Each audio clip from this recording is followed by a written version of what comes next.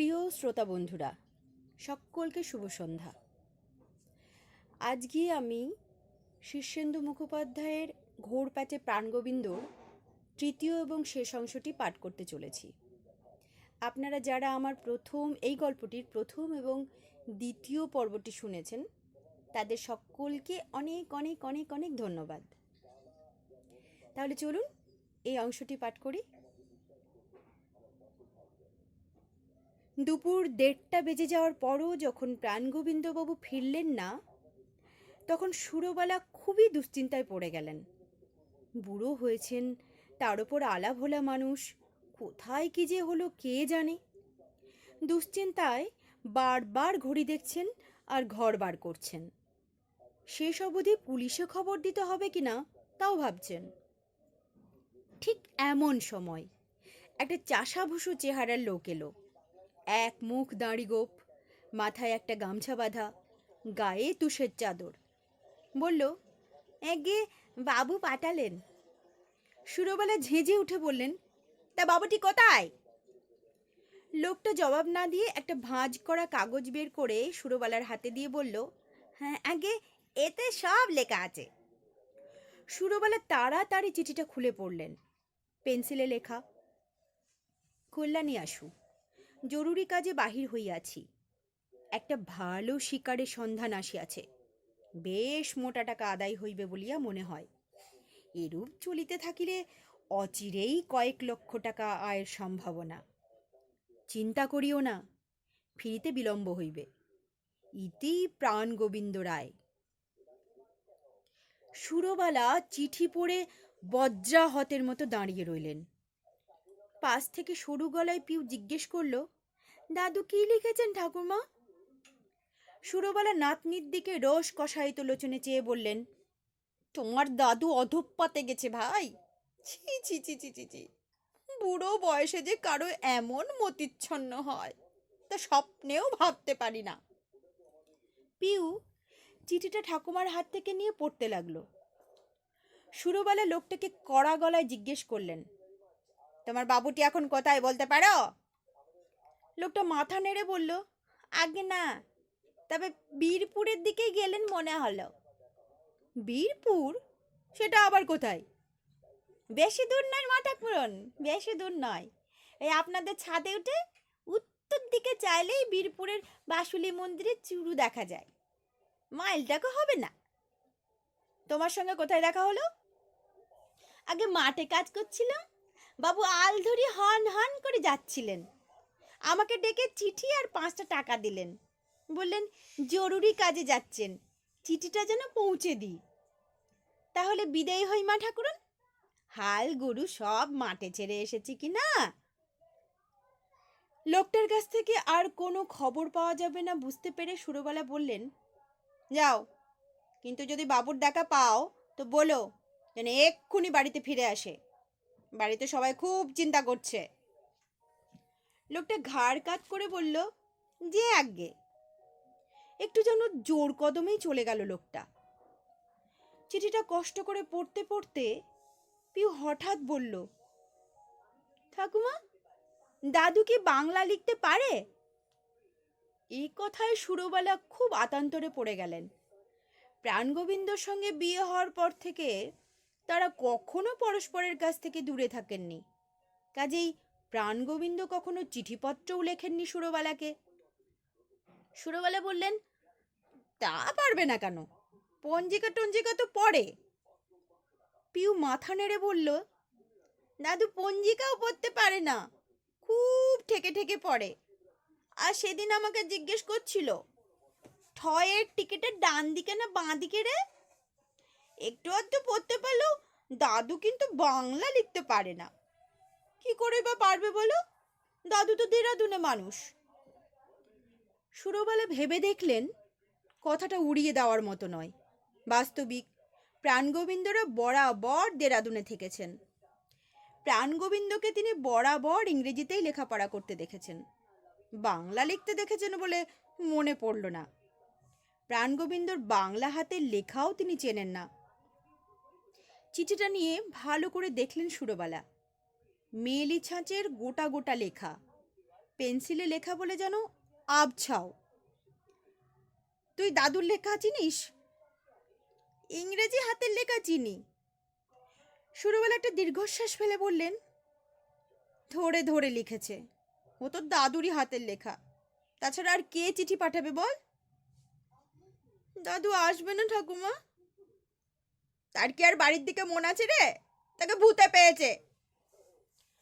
উদ্বেগটা একটু কমলো বটে, কিন্তু মনটা শান্ত হলো না।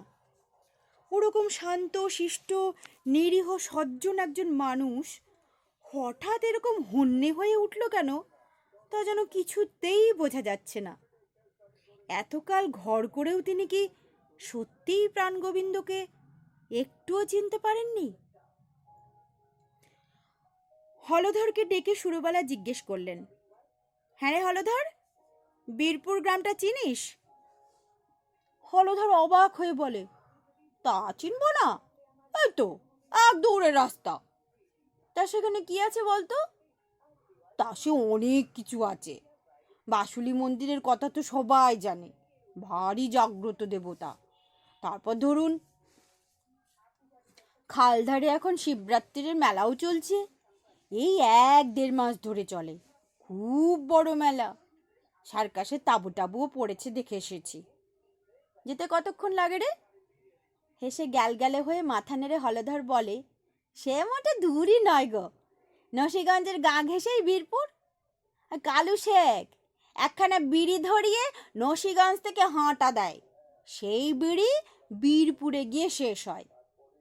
ছাদে উঠে উত্তর দিকে তাকালেই দেখতে পাবেন বীরপুরের বাড়িঘর দেখা যাচ্ছে। কেন মা, যাবেন নাকি? গেলে বলুন, ভ্যান গাড়ি ভাড়া করে নিয়ে আসি, 10 মিনিটে পৌঁছে দেবে। তুই যাবি বাবা? গিয়ে লোকটাকে পাকড়াও করে নিয়ে আসবি? মাথা চুলকে হলধর বলে, কর্তাবাবু কি বীরপুরে গেলেন নাকি মা? সেই রকমই তো শুনছি, একবার জানা বাবা। পিউ বলল, আমিও যাবো ঠাকুমা, আমি ঠিক দাদুকে ধরে আনবো। সুরবালা মাথা নেড়ে বললেন, না ভাই, তোমার গিয়ে কাজ নেই, ওসব গন্ডগোলের মধ্যে তোমার না যাওয়াই ভালো। হলধর গিয়ে আগে মানুষটার খবর আনুক, পরে দরকার হলে আমরা সবাই যাব। পিউ আর কিছু বলল না, চুপটি করে সিঁড়ি বেয়ে ছাদের উপর উঠে এলো। তারপর রেলিং ধরে বীরপুরের দিকে চেয়ে রইল। অনেক গাছগাছালির ফাঁক দিয়ে একটা মন্দিরের চূড়ো দেখা যাচ্ছে, আর কিছু বাড়িঘর। সামনে একটা প্রকাণ্ড ক্ষেত, কিছু ঝোপঝাড়। না, বীরপুর খুব দূরে নয়। পিউ দেখতে পেল আকাশে একটা সাদা রঙের ঘুড়ি উঠছে, মস্ত বড় ঘুড়ি। কিছুক্ষণ ঘুড়িটার দিকে চেয়ে থেকে সে এসে চিলেকোঠার দেওয়ালে ঠ্যাস দিয়ে বসে রইল। চুপচাপ বসে অনেকক্ষণ ভাবল সে। ঠাকুরমার কথাগুলো সে বুঝতে পারেনি। দাদু একটা কোনো দুষ্টুমি করেছেন, কিন্তু তার দাদু তো ভীষণ ভুলো মনের মানুষ, দুষ্টুমি করবেনই বা কি করে? এসবই খুব ভাবছে সে। ভাবতে ভাবতে চকোলেটের মোড়কটা খুলে চিরকুটটা বের করলো। তাদের কি বিপদ হবে তাও সে বুঝতে পারছে না। চিরকুটটা খুলে ভারী অবাক হয়ে গেল পিউ। সকালেও চিরকুটটাতে পেন্সিলের লেখাটা ছিল, কিন্তু এখন নেই তো। চিরকুটটা তো একদম সাদা, লেখাটা কি করে ভ্যানিশ হয়ে গেল? এটাও কি ম্যাজিক? হঠাৎ তার মনে হলো চিরকুটে যে লেখাটা ছিল সেটার সঙ্গে ঠাকুরমাকে লেখা দাদুর চিঠির হাতের লেখাটা অনেকটা এক রকমের, গোটা গোটা অক্ষরে লেখা। মনে হতেই পিউ সিঁড়ি দিয়ে নেমে দৌড়ে গিয়ে বারান্দার টেবিলে পড়ে থাকা দাদুর চিঠিটা নিয়ে ফের ছাদে উঠে এলো। চিঠিটা খুলে দেখলো পেন্সিলের লেখাটা অনেকটাই আবছা হয়ে গিয়েছে, কোনো কোনো অক্ষর মুছেও গিয়েছে। পিউ কিছু বুঝতে না পারে ভারী অবাক হয়ে রইল। ম্যাজিশিয়ান বিক্রমজিতের চিঠির সঙ্গে দাদুর চিঠির হাতের লেখা একরকম হবে কেন? খুবই অন্যমনস্ক ছিল পিউ। হঠাৎ ঠক করে একটা শব্দ হয়, চোখ তুলে দেখলো সাদা ঘুড়িটা তাদের ছাদে মুখ থুবড়ে পড়ে আছে। পিউ তাড়াতাড়ি গিয়ে ঘুড়িটা কুড়িয়ে নিল। চারিদিকে চেয়ে ঘুড়িটা কে ওড়াচ্ছে তা দেখতে পেল না। সুতো টেনে দেখল ঘুড়িটা ভোকাট্টা হয়ে উড়ে এসে পড়েনি। ভোকাট্টা হলে সুতো ছেড়ে আসতো।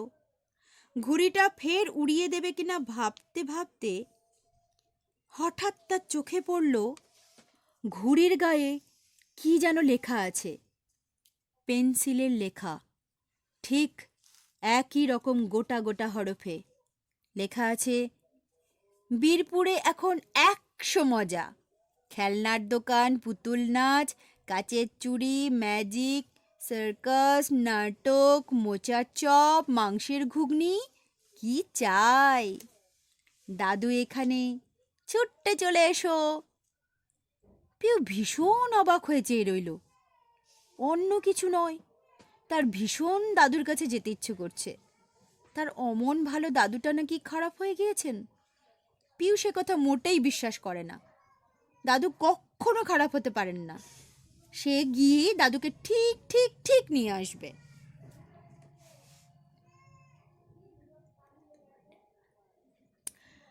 সন্ধে রাত্রিরে দোকানের ঝাঁপ বন্ধ করে ভেতরে বসে হিসেব সেরে রাখছিল গোপাল পুরকাইত। এমন সময় দোকানের দরজায় ধাক্কা দেওয়া শব্দ হলো। কে রে? এই আমরা, কিছু মালপত্র নিতে এসেছি। কি মাল? পাইকারি মালই নেব হে, 10-20 বস্তা চাল ডাল।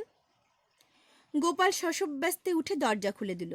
বড় খদ্দের, দুজন মুস্কো চেহারার লোক দোকানে ঢুকলো। একজন দরজাটা বন্ধ করে দিয়ে বলল, ব্যস্ত হয়ে না, ব্যস্ত হয়ে না গোপাল, কথা আছে। গোপাল পরিস্থিতিটা ভালো বলে মনে করল না। ঘাবড়ে গিয়ে বলল, কে চাই তোমাদের? আমি কিন্তু। প্রথমজন হাত তুলে তাকে থামিয়ে বলল, বলেছি তো কথা আছে, চুপ করে বসো। গোপাল ফ্যাকাশে মুখে তার নিচু তক্তপোষে বসল। প্রথম লোকটা বলল, তা কারবার কেমন চলছে গোপাল? গোপাল বলল, কোনো রকমের চলে, লুটপাট করতে এসে থাকলে কিন্তু কিছু লাভ হবে না, সামান্য ব্যবসা আমার। তোমার মতো ছোটখাটো ব্যাপারীর গদি লুট করে কি মান মর্যাদা খাওয়াবো নাকি? আমরা গোকুল বিশ্বাসের লোক। গোপাল প্রমাদ গুনল, গোকুল বিশ্বাস? চেনো তাকে? গোপাল ঘাড় নেড়ে বলল, কে না চেনে? আমরা ছোটখাটো কাজ করি না। গোপাল চুপ করে রইল। এখন যা বলছি খুব মন দিয়ে শোনো, তারপর ঠিকঠাক জবাব দাও। গোপাল এই শীতেও ঘামতে লাগলো। গোকুল বিশ্বাসের একটা আদরের গরু আছে জানো, দুধের মতো সাদা রং, বাঁ দিকের দাবনায় ত্রিশূলের ছাপ, খুব সুলক্ষণা গরু, জানো? না তো। মিথ্যে কথা বলে কিন্তু পার পাবে না। পেট থেকে কথা টেনে বের করতে আমরা কিন্তু জানি। তা সেসব আসরিক ব্যাপারের দরকার আছে কি? গোপাল বিবর্ণ হয়ে বলল, হ্যাঁ জানি। ঠিক 2 দিন আগে মাঠ থেকে গরুটা চুরি যায়। গোপাল একটু গলা খাকারি দিয়ে কিছু বলতে গিয়েও বলল না। আদরের গরুটা চুরি হয়ে যাওয়ায় গোকুল বিশ্বাস খুব ভেঙে পড়ে। শুধু আদরেরই নয়, গরুটা ভীষণ পয়া। ওই গরুটা আসার পর থেকেই গোকুল বিশ্বাসের ব্যবসা দ্বিগুণ হয়েছে। এসব খবর আশপাশের গাঁয়ে সবাই জানে। তুমি জানো না? এ তো হতে পারে না। কি বলো? শুনেছি। বেশ কথা, এবার খুব ভেবে চিনতে আমার কথার জবাব দাও তো। গোপাল অস্বস্তি বোধ করছে, উসখুস করে বলল, কি জানতে চাও? গরুটা কে চুরি করেছিল? তা কি আমার জানার কথা? তুমি ছাড়া আর কে জানবে? গোপাল সিঁটিয়ে গিয়ে বলল, বিশ্বাস করো, আমি জানি না। শোনো গোপাল, তোমার 4 ছেলে আর গোটা 4 কর্মচারী আছে, অন্য সব কাজের লোকও আছে, লোক বলের অভাব নেই। তাদের সব কজনকে যদি ধরে একে একে পেটানো হয়, তাহলে সত্যি কথাটা বেরোতে দেরি হবে না। সবার আগে কিন্তু তোমার 4 ছেলেকে পেটাই করা হবে। আমাদের দিয়ে অত মেহনত করাবে কেন ভাই? গোপাল ভয় পেয়ে আমতা আমতা করে বলল, যে চুরি করেছে তার দোষ নেই, সে হুকুম তামিল করেছে বই তো নয়। লোকটাকে? আমার ছেলে জয়চাঁদ। আর গোকুল বিশ্বাসের জানালায় টোকা দিয়ে 50,000 টাকার হুকুমনামা জারি করে এসেছিল কে? সেও কি জয়চাঁদ? হ্যাঁ, কিন্তু কিন্তু তার দোষ নেই, তার কিন্তু কোনো দোষ নেই। দোষের কথা তো হচ্ছে না, আমরা সত্যি কথাটা জানতে চাইছি। গোপাল কাঁপতে কাঁপতে বলল, দেখো ভাই, আমি সাথে পাছে থাকি না, খোঁজ নিলেই দেখবে আমার ছেলেরাও কেউ খারাপ নয়, তাদের কোনো বদনামও নেই। জয়চাঁদ একটু ডাকাবুকো বটে, কিন্তু কখনো কোনো খারাপ কাজ সে করে না। জয়চাঁদের কপালের বাঁ দিকে একটা আব আছে না? হ্যাঁ, কিন্তু যা হয়েছে তার জন্য আমি তাকে খত দিতে রাজি আছি। আমার ছেলেটাকে প্রাণে মেরো না তোমরা। তুমি তাহলে বলতে চাও জয়চাঁদ নির্দোষ? একেবারে একেবারে নির্দোষ। তাহলে কি ধরে নেব গরু চুরি করা বা মুক্তিপণ আদায় করা এগুলো কোনো দোষের মধ্যে পড়ে না? না না, তা তা বলিনি তো। তবে কি বলছো? যা করেছে তা মতলব এটে করেনি। ওই যে বললাম, হুকুম তামিল না করে উপায় ছিল না। মুক্তিপণ তো আর নিজের জন্য চায়নি। কার জন্য চেয়েছিল? প্রাণগোবিন্দ রায়ের জন্য। হুকুমটা কি প্রাণগোবিন্দ বাবুই দিয়েছিলেন? এ ব্যাপারে আমার কিছু বলা বারণ। ঠিক আছে, বলো না। আমরা জয়চাঁদকে তুলে নিয়ে যাচ্ছি, যা বলা সেই বলবে। বলেই উঠতে যাচ্ছিল তারা। গোপাল আঁতকে উঠে বলল, ও দাঁড়াও দাঁড়াও দাঁড়াও, আমি বলছি বলছি বলছি। বলো। প্রাণগোবিন্দবাবুর হুকুমে এ কাজ হয়নি। সেটা আমরা জানি গোপাল, আগে জানতাম না, এখন জেনেছি। এবার বলো, কার হুকুম? গোপাল হাল ছেড়ে দিয়ে 2 হাতে মুখ ঢেকে হঠাৎ হাউ হাউ করে কাঁদতে লাগলো। লোক দুটো ব্যস্ত হলো না, স্থির হয়ে বসে রইল বেঞ্চিতে। বেশ কিছুটা বাদে গোপাল সামলে উঠল, ধুতির খুঁটে চোখ মুছল, তারপর ধরা গলায় বলল, তার কাছে আমার টিকি বাঁধা, আমার জমিজিরে, ব্যবসার মূলধন সব সব তার কাছে বাঁধা। যদি বলি তাহলে যদি বলি তাহলে আমি শেষ হয়ে যাব। তুমি না বললেও আমরা জানি, কিন্তু তবুও আমরা তোমার মুখেই শুনতে চাই। বলো। যদি জানোই তবে আর আমাকে দিয়ে বলাতে চাও কেন? তার কারণ আমরা যাচাই করে দেখতে চাই আমরা যা আন্দাজ করেছি আর যা শুনেছি তা সত্যি কিনা। গোপাল ধরা গলায় বলল, পরশুদিনই বটুকবাবু আমাকে কাজটা করতে বলেন। কেন, কোন কাজ করতে হবে তা জানতে চাওয়ার উপায় নেই। বটুকবাবু এমনিতে চুপচাপ, কিন্তু সামান্য বেয়াদপি দেখলে এমন সাংঘাতিক রেগে যান যেন খুনও করতে পারেন। ভয়ে আমি কখনো কিচ্ছু জিজ্ঞেস করতেও পারি না। তার ওপর উনি আমার অন্নদাতা। অভাবে কষ্টে যখন সংসার ভেসে যেতে বসেছিল, তখন উনি হাল না ধরলে এতদিনে মরেই যেতাম। বটুকবাবুর রাগ কেমন? অতি সাংঘাতিক। যখন রেগে ওঠেন তখন চোখ মুখের চেহারাই পাল্টে যায়, চোখে যেন বাঘের দৃষ্টি। একটা কথা, উনি যখন গরুটা প্রাণগোবিন্দবাবুর গোয়ালে রেখে আসতে বললেন আর প্রাণগোবিন্দবাবুর কাছে মুক্তিপণের টাকা পৌঁছে দিতে বললেন, তখন তোমার খটকা লাগেনি? লেগেছিল, কিন্তু খুব বেশি তলিয়ে ভাবিনি। একবার মনে হলো প্রাণগোবিন্দবাবুর সঙ্গে ওর বোধহয় কোনো বন্দোবস্ত হয়েছে। শত হলেও উনি একসময় প্রাণগোবিন্দবাবুর ছাত্র ছিলেন, হয়তো তখন থেকেই ভাবসাব, আর তাই থেকেই এই বন্দোবস্ত। উনি যে প্রাণগোবিন্দ রায়ের ছাত্র ছিলেন তা কি করে জানলে? প্রাণগোবিন্দ রায় যখন রিটায়ার করে দেশের বাড়িতে থাকতে এলেন, তখন খবরটা শুনে একদিন বটুকবাবু বলেছিলেন, মাস্টার মশাই তাহলে এলেন। হুম, ভালোই হলো। তাহলে তোমার তেমন খটকা লাগেনি বলছো? না। প্রাণগোবিন্দবাবুর বাড়িতে ওর কি যাতায়াত ছিল? না, বটুকবাবু কোথাও যান না। তাহলে প্রাণগোবিন্দবাবুর সঙ্গে ওর বন্দোবস্ত হয় কি করে? বললাম তো, ওটা নিহাত একটা আন্দাজ। বটুকবাবুর একটা ভয়ঙ্কর কুকুর আছে, তাই না? ও বাবা, সে তো খুনে কুকুর। শোনো গোপাল, গোকুল বিশ্বাসের সঙ্গে গন্ডগোল করে আজ অবধি কারো কোনো সুবিধা হয়নি। হ্যাঁ আজ্ঞে, গোকুলবাবুর সঙ্গে আমার তো কোনো গন্ডগোল নেই।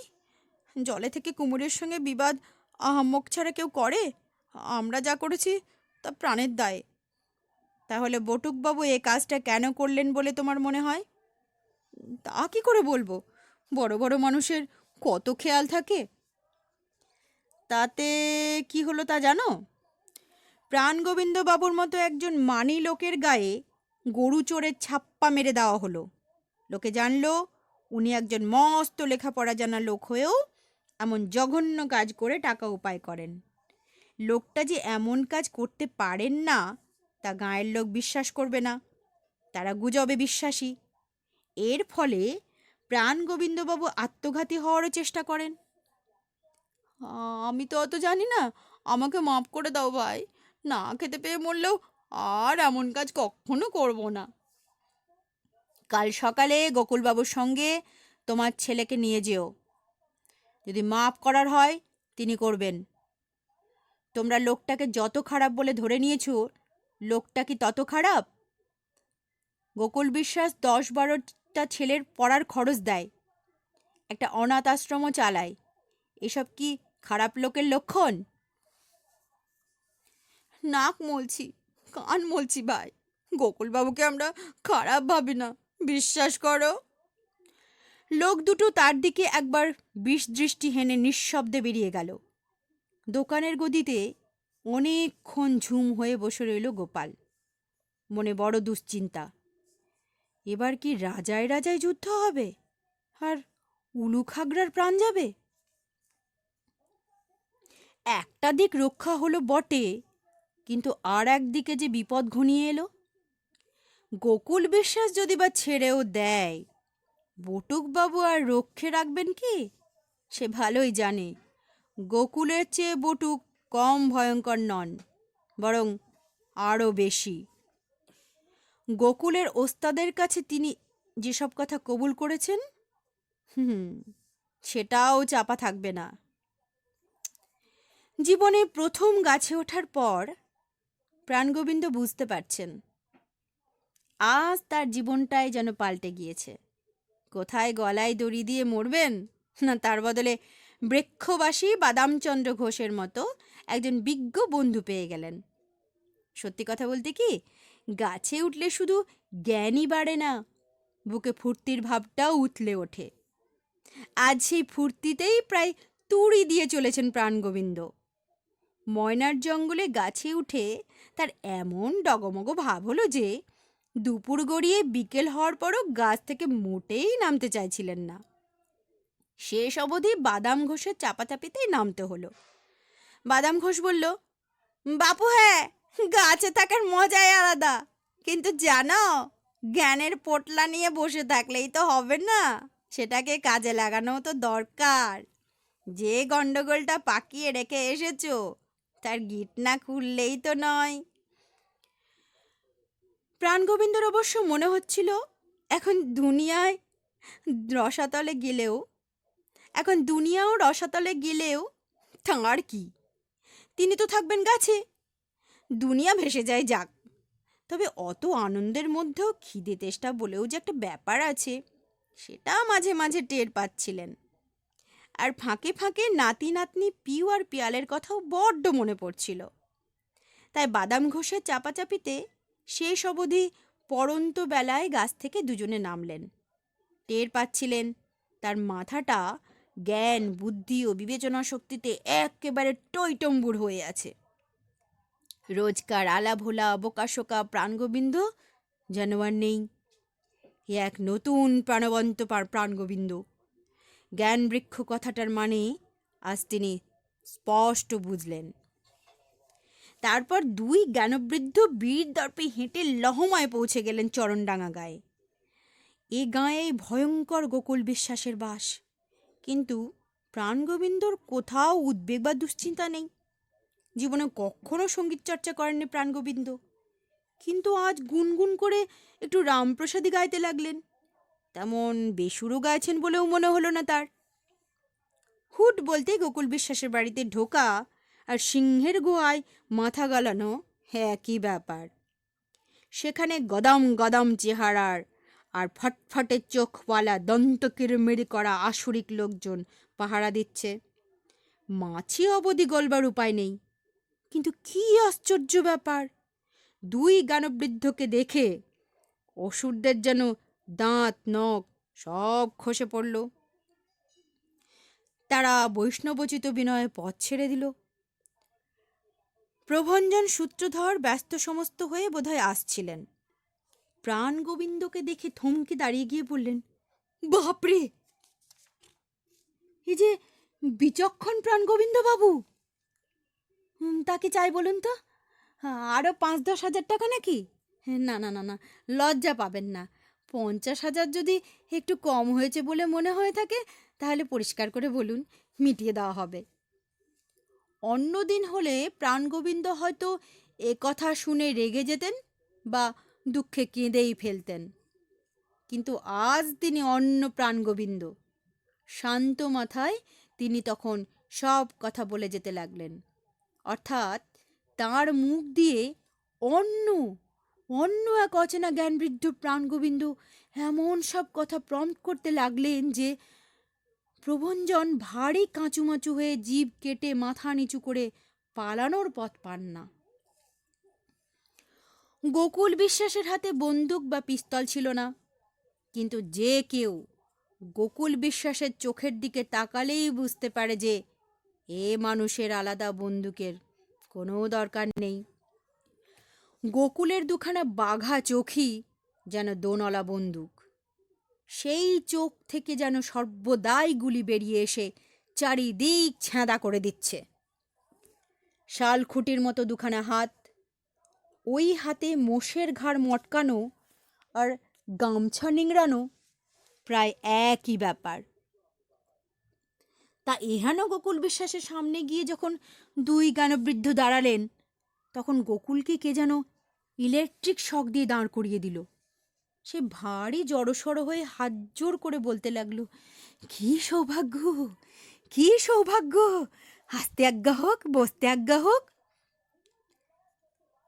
প্রাণগোবিন্দ ভারী ফুর্তি বোধ করছেন। মাথাটা যে কি চমৎকার কাজ করছে তা কহতব্য নয়।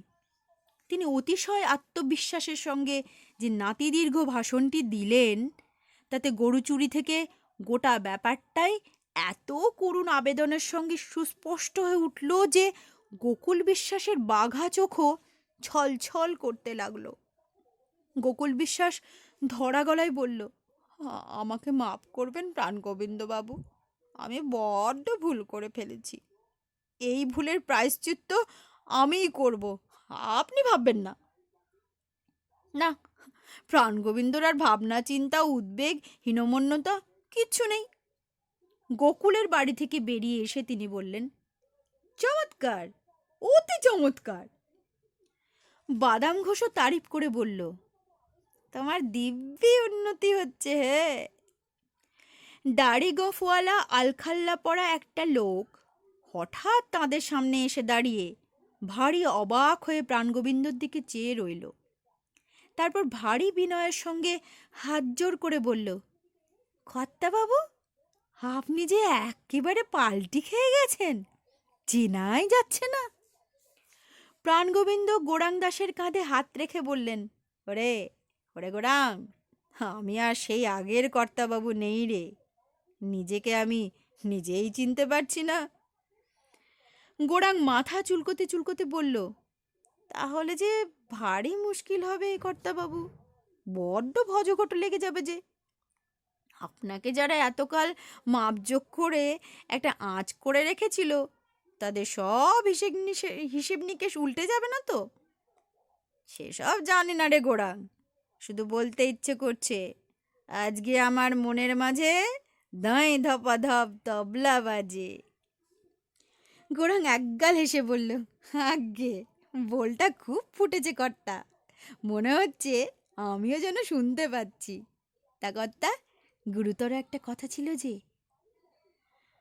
দুই জ্ঞানবৃদ্ধ গোরাঙের সব কথা খুব মন দিয়ে শুনলেন। সেই ম্যাজিশিয়ানের কথা, চকোলেট, রহস্যময় চিরকুট, শেষের বটুক সামন্তের কুকুর আর টকেশ্বরের অভিজ্ঞতার কথাও শুনে বাদাম ঘোষ বলল, কিছু বুঝলে হে প্রাণগোবিন্দ? প্রাণগোবিন্দ একটা শ্বাস ছেড়ে বললেন, জলের মতো। কি বুঝলে? ম্যাজিশিয়ানটা জালি, আর যে হোক লোকটা বিক্রমজিৎ নয়। মাথা নেড়ে বাদাম ঘোষ বলে, আমারও তাই মনে হচ্ছে। একটু চিন্তিত মুখে প্রাণগোবিন্দ বললেন, আমার গিন্নি বলেন আমার নাকি বড্ড ভুলো মন, একমাত্র দর্শন শাস্ত্রের ব্যাপার ছাড়া আর কিছুই আমার মনে থাকে না। তা কথাটা মিথ্যেও নয়। বাজার থেকে 7টা জিনিস আনতে দিলে আমি 2টো ঠিক জিনিস, বাকিগুলো ভুল জিনিস নিয়ে আসি, কারণ নামটাও আমার মনে থাকে না। রামকে রাবণ, হারাধনকে বিশ্বজিৎ বলে আকছার ভুল করছি। কিন্তু আজ আর ভুল হওয়ার জো নেই, মাথা পরিষ্কার কাজ করছে। স্পষ্ট মনে পড়ছে, আজ থেকে 22 বছর আগে বটুক সামন্ত নামে আমার এক বেয়াদব ছাত্র ছিল, অত্যন্ত রগজটা, মার মুখে ছেলে, দুমদাম রেগে গিয়ে বন্ধুদের সঙ্গে মারপিট করত। একবার সে তার এক ক্লাসমেটকে সামান্য কারণে এমন মেরেছিল যে ছেলেটাকে হাসপাতালে ভর্তি করতে হয়। আমি তখন কলেজের প্রিন্সিপাল, বাধ্য হয়ে তাকে কলেজ থেকে তাড়ানোর সিদ্ধান্ত নিই। তাতে রেগে গিয়ে সে রাত্রিবেলা কলেজ বিল্ডিংয়ে আগুন দিয়েছিল। বাধ্য হয়ে তাকে রাস্টিকেট করতে হয়। জানি না এই সেই বটুক সামন্ত কিনা, তবে সেও ম্যাজিক দেখাতো বলে শুনেছিলাম। গোরাং ভারী মুগ্ধ চোখে প্রাণগোবিন্দের দিকে চেয়ে বলল, বড্ড গোলমালে ফেলে দিলেন কর্তাবাবু। আলাভোলা মানুষটি ছিলেন, কতবার 1 টাকার জায়গায় ভুল করে 5 টাকা দিয়ে ফেলতেন, হাটে বাজারে 10 টাকার জিনিস 20 টাকায় কিনে আনতেন। চোর বাটপারেরা কত কম মেহনতে আপনার পকেট থেকে টাকা পয়সা হাফিস করতে পারত। আমরা তো ধন্যি ধন্যি করতাম, কিন্তু আপনি হুঁশিয়ার হয়ে ওঠায় সে চিন্তার লোক ভারী লোকসানে পড়ে যাবে গো। গিন্নিমার কথাটাও একটু ভাবুন। শশব্যস্ত প্রাণগোবিন্দ বললেন, কেন, তার আবার কি হলো? তিনি যে বড্ড ফ্যাসাদে পড়ে গেলেন কর্তাবাবু। এতকাল একজন ভারী আত্মভোলা, আনমনা, কাছা ছাড়া মানুষের ঘর করে বুড়ো হলেন, এখন যে তাকে একজন ভারী চালাক চতুর, হুঁশিয়ার, হিসেবি লোকের সঙ্গে নতুন করে ঘর করতে হবে, এটা ভেবে দেখেছেন? এই কেঁচে গন্ডুসে তার যে ভারী হয়রানি হবে। বাদাম ঘোষ মাথা নেড়ে বলল, খুব ঠিক কথা হে প্রাণগোবিন্দ। আমি বৃক্ষবাসী হওয়ার পর থেকেই আমার বাড়িতেও এরকম সব হয়েছিল কি না। গিন্নি লুকিয়ে গয়না গড়ালে টের পেতুম, রাখাল ছেলেটা গরুর দুধ চুরি করলে ধরে ফেলতুম, নাতি পড়ায় ফাঁকি দিয়ে ডান্ডাগুলি খেলছে কিনা বলে দিতে পারতুম। প্রাণগোবিন্দ বুক ফুলিয়ে বললেন, আমার সঙ্গে আর কেউ চালাকি করে পার পাবে না। এই তো সেদিন গিন্নি ছাদে বড়ি শুকোতে দিয়ে আমাকে পাহারায় বসিয়ে রেখেছিলেন। কি বলবো মশাই, একটা জিনিস ভাবতে ভাবতে একটু অন্যমনস্ক হয়েছি, অমনি কাকগুলো এসে বড়ির টুকরো ছড়িয়ে ছত্রাখান করে গেল। গিন্নি এসে কি উস্তুম কুস্তুম করে অপমান করলেন আমায়। তারপর ধরুন বাজারের রাধেশ্যাম মুদি, যখনই কিছু কিনতে যায় তখনই রাধেশ্যাম এসে আমার সামনে দাঁড়ায়, বিগলিত মুখে নানা গল্প ফেঁদে বসে, আর এমনভাবে দাড়িপাল্লাটা আড়াল করে দাঁড়ায় যাতে আমি দেখতে না পাই। প্রত্যেক দিন ও যেন ফাঁকি দিয়ে যাচ্ছে। মানুষের কথা কি আর বলবো রে ভাই, আমার বেড়াল দুটো কি কম বজ্জাত? তাদের এমন চায়ের নেশা হয়েছে যে আমি খবরের কাগজে মুখ ঢাকলেই তারা লাফিয়ে টেবিলে উঠে আমার চায়ের কাপ থেকে চুকচুক করে চা খেয়ে নেয়। সব সময় তো আর বুঝতে পারি না, তাই সেই বেড়ালের এঁটো করা চাও কতদিন খেয়ে নিয়েছি। কিন্তু সেসব দিন আজ ইতিহাস। যাক, বেড়াল আর রাধেশ্যাম কেউ এখন আমার হাতে আর নিস্তার পাবে না। গোরাং দাস বিনীতভাবেই বলল, বুঝতে পারছি, আমাদের কপালেই এবার কষ্ট আছে। প্রাণগোবিন্দ এবার একটু গম্ভীর হয়ে বললেন, কিন্তু ঘটনার প্যাটার্নটা এখন ঠিক ধরা যাচ্ছে না। ম্যাজিশিয়ান চকোলেট চিরকুট বটুক তার কুকুর আর পুতুলের ওপর কুকুর লেলিয়ে দেওয়া, এসব কি এক সূত্রে বাঁধা নাকি আলাদা আলাদা বিচ্ছিন্ন ঘটনা? বাদাম ঘোষ বলল, একটু চেপে ভাবলেই বেরিয়ে আসবে হে। তোমার মাথা তো এখন চমৎকার কাজ করছে। তা করছে, কিন্তু এখনও আমি জানি না কে বা কারা গোকুল বিশ্বাসের গরুটা চুরি করে আমার গোয়ালে রেখে এলো এবং কেই বা মুক্তিপণের টাকা আমার কাছে পৌঁছে দিতে বলল। মাঝে মধ্যে মনে হচ্ছে এসব ঘটনা একই সূত্রে বাঁধা। গোরাং চাপা গলায় বলল, গায়ে আপনার বদনামও করেছে লোকে। লোকের আর দোষ কি বলো?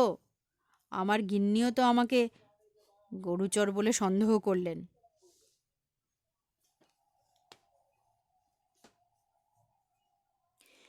পিউ একটা কাঠের পুতুল কিনল।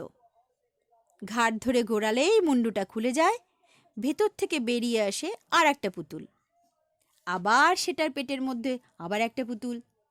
আর একটা কাঁচের চুড়িওয়ালা তার দু হাতে কি সুন্দর সব জড়ি বসানো কাঁচের চুড়ি পরিয়ে দিল। একটুও ব্যথা লাগলো না। কাঠের চিরুনি সে কখনো দেখেনি। দুটো নিল, একটা মাকে দেবে। পিয়ালের জন্য নিল বাঁশি আর বেলুন আর প্লাস্টিকের ব্যাট বল। দাদু আর ঠাকুমার জন্য কিছু একটা নেওয়া উচিত, কিন্তু কি নেবে ভাবছিল। এমন সময় দেখতে পেল মেলার গেটের দিকে একটা ভারী সুন্দর রঙিন তাঁবু। তার বাইরে লাল শালুর ওপর সাদা অক্ষরে লেখা, বিক্রমজিতের ম্যাজিক শো। সে চেঁচিয়ে উঠল, এই তো বিক্রমজিতের ম্যাজিক। হলধর উঁচু হয়ে বসে সুরবালার ফরমাস অনুযায়ী ভারী লোহার চাটুর দরদাম করছিল। বলল, ম্যাজিক দেখতে গেলে দেরি হয়ে যাবে দিদি, 7:30 বেজে গেছে। আমি যে বিক্রমজিৎকে চিনি, ভীষণ ভালো ম্যাজিক দেখায়। সে আমাকে চকোলেট দিয়েছিল। এই তো মুশকিলে ফেললে দিদি, দেরি হয়ে গেলে আমি বকুনি খাবো তো। বারে, আমরা তো এখনো দাদুকেই খুঁজে পাইনি। ঘুড়ির মধ্যে যে লেখা ছিল দাদু এই মেলাতেই আছেন। হলধর ফাঁপড়ে পড়ে বলল, বুড়ো মানুষটাকে আর মেলায় ঘুরে ঘুরে বেড়ান গো। দেখো গে যাও, দাদু এতক্ষণে বাড়ি ফিরে বসে চা খাচ্ছেন। তুমি কি করে জানলে? একগাল হেসে হলধর বলে, তা জানবো না? এ সময় চা না খেলে যে কর্তাবাবু তেড়ে ইংরেজি বলেন। আমার সঙ্গে একদিনে এমন ইংরেজি বলেছিলেন যে রাতে আমার মোটেই ঘুম হলো না। আর মোক্ষদা তো ইংরেজি বকুনির চোটে হাউ মাউ করে কি কান্নাই কাঁদলো। তখন কর্তামা তাড়াতাড়ি চা করে দেওয়ার পরে চা খেয়ে তবে কর্তাবাবু বাংলায় নামলেন। যা, দাদু মোটেও ওরকম নন। আচ্ছা হলধর দাদা, ওই টেরা লোকটাকে লক্ষ্য করেছো? টেরা লোক? না তো, কার কথা বলছো? আমরা যখন নসিগঞ্জে ভ্যানে উঠছি তখন বাজারের কাছ থেকে লোকটা খুব লক্ষ্য করছিল আমাদের। এখন দেখছি মেলাতেও লোকটা আমাদের সঙ্গে ঘুরঘুর করছে। হলধর বলল, তোমার রাঙা টুকটুকে জামাটা দেখেছে বোধহয়। গাঁয়ের গরিব লোক তো সব, এত সুন্দর পোশাক তো বড় একটা দেখে না। না হলদুদ্দা, আমি তাকালে লোকটা চোখ ফিরিয়ে নিয়ে কোথায় যেন লুকিয়ে পড়ছে। ভয় পেও না দিদি, আমি তো সঙ্গেই আছি। না, আমি মোটেই ভয় পাইনি। টেরা লোকটা কাকে দেখছে তা তো বোঝার উপায় নেই কি না। তারা কাকের দিকে তাকিয়ে হয়তো বক দেখতে পায়। রামবাবুর দিকে চেয়ে শ্যামবাবুর সঙ্গে কথা কয়। ঠিক এই সময় জোকারের পোশাক পরা একটা লোক এগিয়ে এসে পিউকে বলল, ম্যাজিক দেখবে না খুকি? বিক্রমজিতের ম্যাজিক। এই নাও দুটো টিকিট, ম্যাজিক এক্ষুনি শুরু হবে। বলেই লোকটা ভিড়ের মধ্যে অদৃশ্য হয়ে গেল। পিউ হাতের দুখানা টিকিটের দিকে চেয়ে বলল, দেখলে তো হলধর দাদা, বিক্রমজিৎ কেমন ভালো। হলধর আমতা আমতা করে বলল, তাই তো দিদি, বিক্রমজিৎ তো তোমার চেনা লোকই দেখছি। তা দেরি একটু হলেও হোক, বিনা পয়সার ম্যাজিক একটু দেখেই যায়, চলো।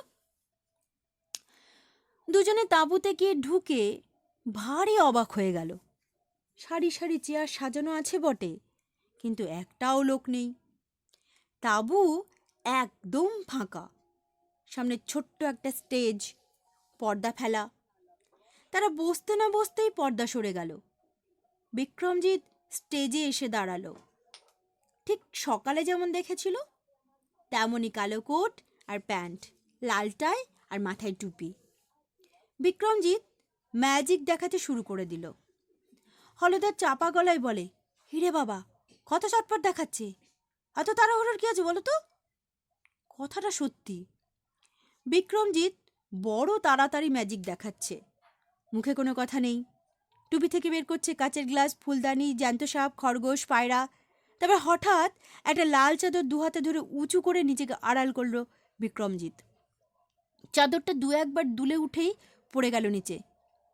দেখা গেল বিক্রমজিৎ চাদরের আড়ালে নেই, কোথাও নেই। কিন্তু হঠাৎ একটা চাপা শীষের শব্দ হলো যেন। আর তারপরেই স্টেজের ওপরে উঠে এলো একটা ভয়ঙ্কর সাদা কুকুর। মাত্র একবার একটা আউফ শব্দ করে সেটা স্টেজ থেকে একটা লাফ দিয়ে নেমেই সোজা ছুটে এলো তাদের দিকে। পিউ আর হলধর কিছু বুঝে ওঠার আগেই কুকুরটা সোজা এসে লাফিয়ে পড়লো তাদের ওপর। দুজনেই চেয়ার উল্টে পড়ে গেল মাটিতে। ঠিক এই সময় আর একটা তীব্র শীষের শব্দ হলো। পিউ চিৎকার করে উঠল, মা গো! চোখ বুজে ফেলেছিল পিউ। এত ভয় সে কখনো পায়নি। ভয়ে শক্ত হয়ে পড়ে রইল সে। কুকুরটা কি কামড়াবে তাকে? কেন কামড়াবে? সে তো কিচ্ছু করেনি। কারা যেন এসে দাঁড়ালো কাছে। কি একজন তাকে পাঁজা কোলে করে তুলে নিয়ে বলল, ভয় নেই মা, কোনো ভয় নেই। পিউ চোখ চেয়ে অবাক হয়ে দেখল কয়েকজন লোক তাদের চারিদিকে দাঁড়িয়ে আছে। তাদের মধ্যে একজন গোরাং দাদা আর দাদু। দাদু বলে ঝাঁপিয়ে পড়ল পিউ। দাদু তাকে বুকে জড়িয়ে ধরে বললেন, কোনো ভয় নেই ভাই, কোনো ভয় নেই। কুকুরটা যে আমাকে কামড়ে দিচ্ছিল। হ্যাঁ, কপাল ভালো, তাই অল্পের জন্য বেঁচে গেছো। এই যে ছেলেটাকে দেখছো, এ হলো টকেশ্বর। এই বুদ্ধি করে শীষটা ঠিক সময় দিয়েছিল, আর তাইতেই কুকুরটা ঘাবড়ে গিয়ে ফিরে যায়। নইলে এতক্ষণে কি যে হতো ভাবাই যায় না। কুকুরটা কেন আমাকে কামড়ে দিচ্ছিল দাদু? আমি তো কিচ্ছু করিনি। না, তুমি কিচ্ছু করনি, কিন্তু 22 বছর আগে তোমার দাদু কিছু একটা করেছিল, আর এটা তারই প্রতিশোধ। গোকুল বিশ্বাস আর তার কয়েকজন সাগরেদ, বাদাম ঘোষ, গোরাং দাস, টকেশ্বর সবাই এসে প্রাণগোবিন্দবাবুকে ঘিরে বসে গেল। গোকুল বলল, ব্যাপারটা আমার মাথায় এখনো সেধইনি, একটু বুঝিয়ে বলুন না। প্রাণগোবিন্দ ব্যথিত মুখে বললেন, এ বড় সুখের গল্প নয়। 22 বছর ধরে কেউ এত রাগ পুষে রাখতে পারে তার ধারণাও আমার ছিল না। বটুককে রাস্টিকেট করার যে এতখানি মূল্য দিতে হবে তাও জানা ছিল না। সে আমাকে একেবারে শেষ করে দিতে চেয়েছিল বটে, কিন্তু খুব ধীরে ধীরে, দগ্ধে দগ্ধে। সরাসরি মেরে দিলে আর মজাটা কি? তাই সে গোকুলের গরু চুরি করে আমার গোয়ালে চালান দেওয়া আর মুক্তিপণ আমাকে দেওয়ানোর ব্যবস্থা করে। সে ভালোই জানে এই গ্রাম দেশে একবার কলঙ্ক আর বদনাম হলে সহজে তা স্খলন হয় না। আর গাঁয়ের লোকেরা এসব জিনিস সহজেই বিশ্বাস করে। কাজেই আমাকে গরু চোর এবং মুক্তিপণ আদায়কারী এক জঘন্য লোক বলে সে দেগে দিতে চেয়েছিল। তাতে চরিত্র হনন যেমন হবে, তেমনি আমার হবে বুদ্ধিনাশ। শুধু এটুকু করেই সে ক্ষান্ত হয়নি, তার ভেতরে 22 বছর ধরে যে কত রাগ পুষে রেখেছে তার আরও ভয়ঙ্কর প্রতিশোধ চাইছিল। আর এর জন্যেই সে বেছে নেয় আমার নাতনিকে। আমার এই আদরের নাতনিকে খুন করলে আমি বেঁচে থেকে মৃত্যুর অধিক যন্ত্রণা পাব, এটা সে ভালোই জানে। এজন্য সে বুদ্ধি করে ম্যাজিশিয়ান সেজে বাঁশের মধ্যে খেলা দেখায়, আর আমার নাতনি তার বেশ ভক্ত হয়ে পড়ে। নানা কৌশলে সে পিউকে টেনে আনে এই মেলায়। প্ল্যান সে ভালোই করেছিল। নির্জন তাঁবুর মধ্যে কুকুর দিয়ে বাচ্চা মেয়েটাকে খুন করলে পুলিশ তাকে ধরতেও পারত না। গ্রাম দেশের পুলিশ অত তৎপরও নয়, তার ওপর সাক্ষী সাবুদও নেই। টকেশ্বর বলল, বটুকবাবুর কুকুরটার রং কিন্তু কালো। প্রাণগোবিন্দ বললেন, হ্যাঁ, কুকুরটাকে ক্যামোফ্লাজ করবার জন্য সেটার গায়ে সাদা রং লাগিয়ে নিয়েছিল সে। আমরা খবর নিয়েছি এ তাঁবুতে বিক্রমজিতের ম্যাজিক শো হয় না, হয় পুতুল নাচ, আর সেটা হয় দুপুরে। বাইরে যে লাল শালু টাঙানো আছে সেটা শুধু আমার নাতনিকে টেনে আনার জন্যই। গোকুল বিশ্বাস বলে, কিন্তু কুকুরটা সবাইকে ছেড়ে আপনার নাতনির দিকেই বা তেড়ে এলো কেন? এখানেও বটুকের ক্ষুরোধার বুদ্ধির কথা বলতে হয়। সকালে বাসের মধ্যে সে আমার নাতি আর নাতনিকে চকোলেট বার দিয়েছিল। আমার দৃঢ় ধারণা পিউকে দেওয়া চকোলেটের মধ্যে এমন কিছু সে মাখিয়ে দিয়েছিল যার গন্ধ পিউয়ের শরীরে থেকে যাবে। মানুষের নাক সে গন্ধ টের পাবে না বটে, কিন্তু কুকুরের জ্ঞানেন্দ্রিয় অনেক তীক্ষ্ণ। আমার আরও মনে হয় যে মেয়ে পুতুল দিয়ে সে কুকুরটাকে ট্রেনিং দিচ্ছিল, সেটার গায়েও ওই গন্ধ মাখানো আছে। পিউ যদি আজ মেলায় নাও আসতো, তাহলেও ছাড়তো না বটুক। পিউকে যেখানে পেত সেখানেই সে তার ক্যামোফ্লাজ করা খুনে কুকুর দিয়ে তাকে খুন করাতো। গোকুল বিশ্বাস একটা দীর্ঘশ্বাস ছেড়ে বলল, প্রাণগোবিন্দবাবু, কবুল করছি আমিও একসময় পাজি লোক ছিলুম বটে, কিন্তু এত শয়তানি বুদ্ধি আমারও ছিল না। যেসব খারাপ লোক বুদ্ধিমান হয় তারাই সবচেয়ে বিপজ্জনক। তার প্ল্যানিং দেখে আমি অবাক হয়ে গিয়েছি। টুকরো টাকরা ঘটনাগুলোকে সাজাতে গিয়ে ধরা পড়ল যা সব ঘটেছে তা একটা সুতোয় বাঁধা। এই সাজাতে গিয়েই বড্ড দেরি হয়ে গেল। একেবারে শেষ সময় পিউকে বাঁচানো গেছে, তাই ঢের। টকেশ্বর রোজ বটুকের বাড়ির দেওয়ালে উঠে সব লক্ষ্য করত। কোন শীষ দিলের কুকুরটা তেড়ে যায়, কোন শীষটায় ফিরে আসে তা শিখে গিয়েছিল। ওর শীষটা ঠিকমতো কাজ না করলে অবশ্য আপনাকে গুলি চালাতেই হতো গোকুলবাবু, তবে তাতে পিউয়ের রিস্ক ছিল। গোকুল বিশ্বাস মাথা নেড়ে বলল, না মশাই না, আমার হাতের টিপ এখনো অব্যর্থ, এক চুল এদিক ওদিক হওয়ার জো নেই। বিশ্বাস না হয় পরীক্ষা করে দেখুন। রক্ষে করুন, পরীক্ষার দরকার নেই, তবে কুকুরটাকে যে মারতে হয়নি এটাতে আমি স্বস্তিই বোধ করছি। পিউ দাদুর গলা জড়িয়ে ধরে বলল, দাদু, বিক্রমজিৎ কি খারাপ লোক? আমার যে তাকে খুব ভালো লাগে, কি সুন্দর ম্যাজিক দেখায়। হ্যাঁ দিদি ভাই, তার গুণও অনেক।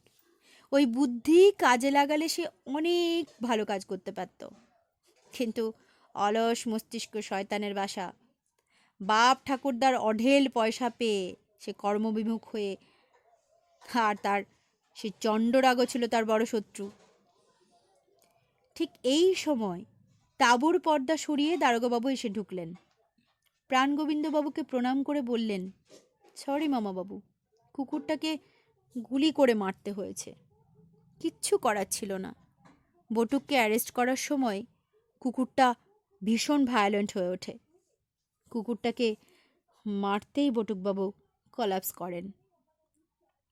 প্রাণগোবিন্দ বললেন, খুবই দুঃখের কথা, কুকুরটাকে সে খুবই ভালোবাসত, যেমন ওই গোকুল বিশ্বাস তার গরুটাকে ভালোবাসে, যেমন আমি আমার এই নাতনিটাকে ভালোবাসি।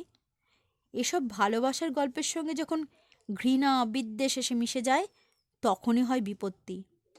নইলে ভালোবাসার মতো এমন শুদ্ধ জিনিস আর কি আছে বলো? দারোগা সুধাবিন্দু বললেন, তা বটে। সকালবেলা সুরবালা খুবই চেঁচামেচি করছিলেন। অপিউ, এ কাকে দাদু বলে ধরে নিলি ভাই? সেই আলা ভোলা ভালো মানুষ লোক এ তো নয়। এই ধুরন্ধর লোকটা তোর দাদু হয় কি করে, হ্যাঁ? পিউ খিলখিল করে হেসে বলে, ইনি তো আমার দাদু। তাহলে বলতেই হবে, ওই বৃক্ষবাসী বাদামচন্দ্র ঘোষের পাল্লায় পড়েই তোর দাদু একেবারে উচ্ছন্নে গেছে। আগে চায়ে চিনি কম বেশি হলে টেরই পেত না, বাজারে গেলে হিসেব মেলাতে পারতো না, সংসারের কোনো খবরই রাখতো না। কিন্তু এখন তো দেখি কেবল টিকটিক করছে, এটা হলো না কেন, ওটা হলো না কেন। এক রাত্রিরেই আমার হাড় ভাজা ভাজা হয়ে গেল গো। এখন এই নতুন লোককে সামলাবো কি করে বলতো? উঠোনের কোণে বসে হলধর খড় কাটছিল। মুখ তুলে বলল, যা বলেছেন মাঠান। আগে কর্তাবাবুর চোখ দুটো ছিল গরুর চোখের মতোই ঠান্ডা, এখন একেবারে টর্চ বাতির মতো জ্বলতে লেগেছে। বাইরের বারান্দার সিঁড়িতে বসে গোরাং দাস মাথা চুলকোতে চুলকোতে বলল, বলেছিলাম না কর্তাবাবু, বড় ভজঘট বেঁধে উঠবে। আমাদের যে সব হিসেব নিকেশ উল্টে গেল। প্রাণগোবিন্দ মৃদু মৃদু হেসে আপন মনে শুধু বললেন, হুম বাবা। শেষ হলো ঘোর প্রাচে প্রাণগোবিন্দের তৃতীয় এবং শেষ পর্ব। আপনাদের কেমন লাগলো আমাকে একটু জানাবেন, আর সবাই খুব ভালো থাকবেন। শুভরাত্রি। খুব তাড়াতাড়ি নতুন আরেকটি গল্প নিয়ে আসছি, আশা করছি সবাই আমার সঙ্গে থাকবেন। তাহলে চলি, tata, good night, bye bye.